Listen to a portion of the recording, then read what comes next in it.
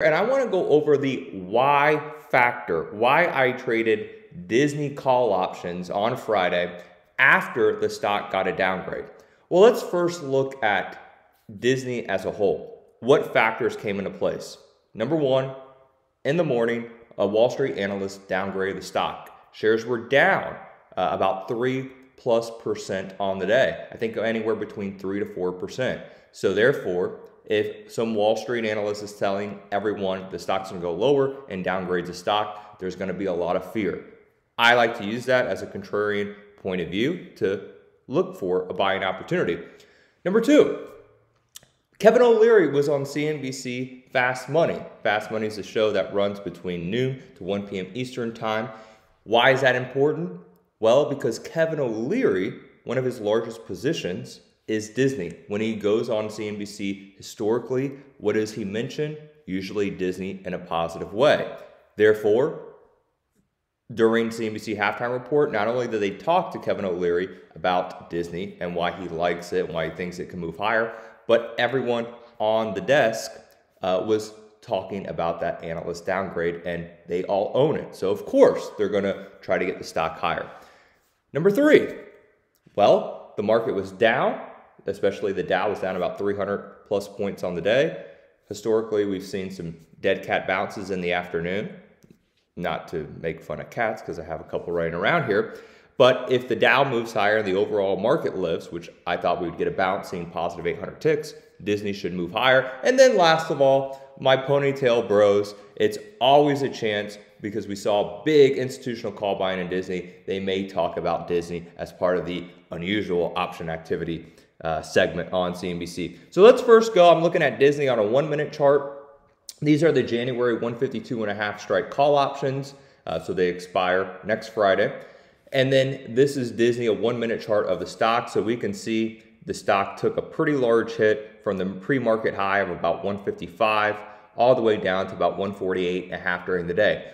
So the first thing that struck me, and we're going to really zoom down here because this is the way I trade, and when you're short-term trading, options move, is right around 9:45 a.m., about 15 minutes after the open, we see a buyer.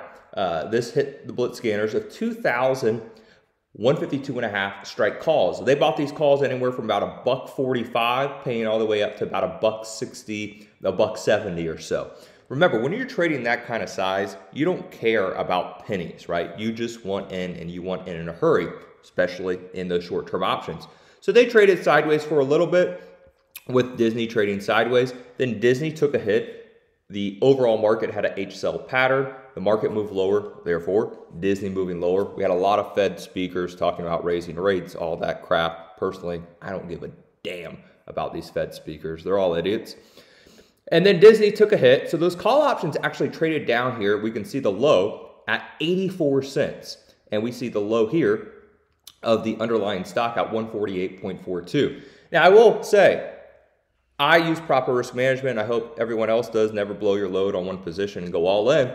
But if you bought those calls, let's say around $1.60, maybe, $1.70 even, if you would have used a 50% stop loss, you would have got stopped out the trade on the dead low. So please, trade small. I did this position small for Blitz members.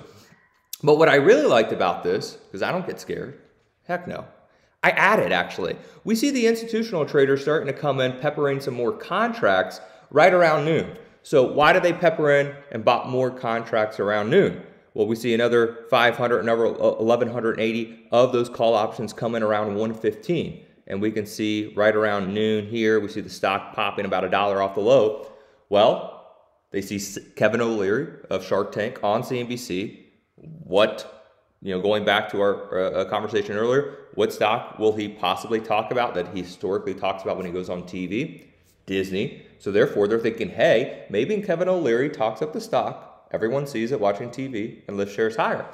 Well, it worked for a little bit, and then the stock took a little bit of a hit today, and we're really dissecting it. And then what happened was implied volatility actually started coming out the options, and they traded back down to about 99 cents.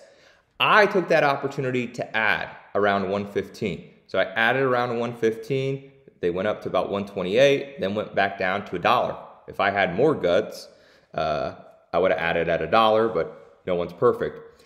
So then we see CNBC, they talk about Disney. Nothing really came out of it.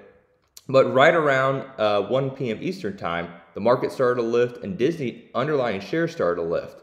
And especially right here at 1500. So we see more of those calls come in at 1500. We see about 500 more contracts come in, about 547. Why? Well, let's pull up Netflix. Look what happened here at 1500 on Netflix. Netflix popped from 515 all the way up to about 535. Netflix came out with news they're raising subscriptions. What is that good for? Disney. What does Disney have? Disney Plus subscription model business like Netflix. So shares of Disney popped higher. And again, we're really drilling down here. But when you have about $1 move in the underlying stock, which we saw in literally a few minutes, and Disney continuing to rally, those calls traded up to about $2. So those calls intraday, almost from the second entry, I should say, at 115, almost doubled in value intraday just with the slight move in the stock, and then obviously implied volatility increasing with Netflix popping there. So that goes to show you how short-term intraday option trading can be very nice. I actually held a couple because when we were live trading in the afternoon, I said, you know what? I had about 30 of these. I'm going to hold a few left as I started taking profits as the stock went higher. So I actually held a couple from the, my average trade price right here was 142 on these contracts. I think I bought some around 145 and then 115, and then was, peppering in and out as the stock rise, and they're marking around 180 right now. So that's why, in my opinion, nothing is unusual in trading. Someone always knows more than you do.